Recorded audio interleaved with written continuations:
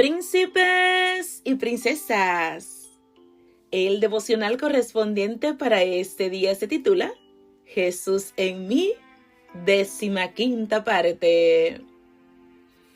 Todo aquel que permanece en Él no continúa pecando. Todo aquel que sigue pecando no le ha visto ni le ha conocido. Hijitos, nadie os engañe. El que practica justicia es justo como Él es justo. El que practica el pecado es del diablo, porque el diablo peca desde el principio.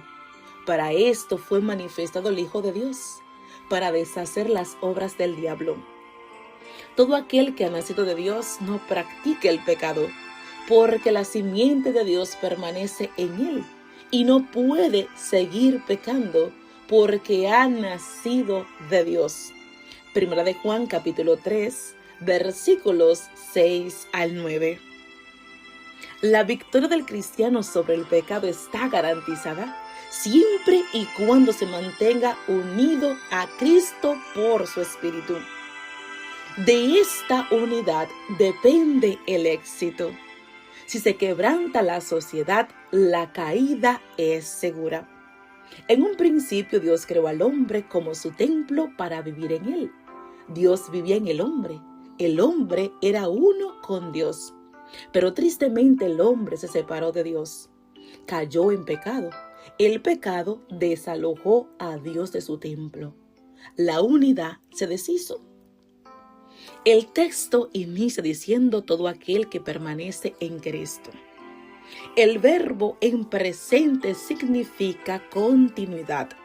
Sugiere el deseo y la disposición de quedar en unión con Cristo. Esta frase habla de seguir permaneciendo en Cristo. El apóstol Juan asegura todo aquel que permanece en Cristo y Cristo en él por su Espíritu no peca o no continúa pecando o no peca habitualmente. Juan se refiere al pecado constante, no a errores ocasionales que puede cometer cualquier cristiano. Primera de Juan 2:1. Juan sabe que los cristianos son inducidos a pecar. Primera de Juan capítulo 1 versículos 8 y 10. Pero también conoce el remedio para tales caídas. Caminar en el Espíritu para no satisfacer los deseos de la carne. Gálatas capítulo 5 versículo 16. Jesús es más que poderoso para guardarnos sin caída y para presentarnos irreprensibles delante de su gloria con grande alegría. Judas capítulo 1 versículo 24.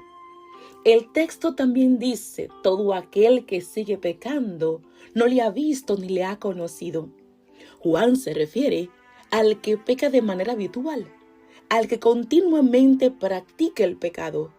El que sigue pecando demuestra que no ha conservado su visión original de Cristo. En 1 de Juan capítulo 3 versículo 7 Juan dice, hijitos, que nadie os engañe. El que practica la justicia es justo, como Él es justo. Los gnósticos habían tratado de descarriar a los lectores de Juan, especialmente respecto a la necesidad de vivir en forma recta. El gnosticismo inducía a la indiferencia frente al pecado y sus normas estaban muy por debajo de las que Juan había bosquejado en 1 de Juan capítulo 3 versículo 6.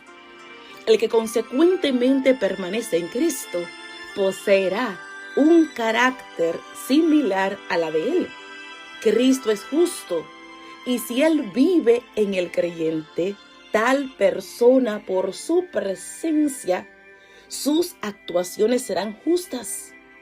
Sus frutos serán santos. El hombre fue creado sin pecado para Dios vivir en él.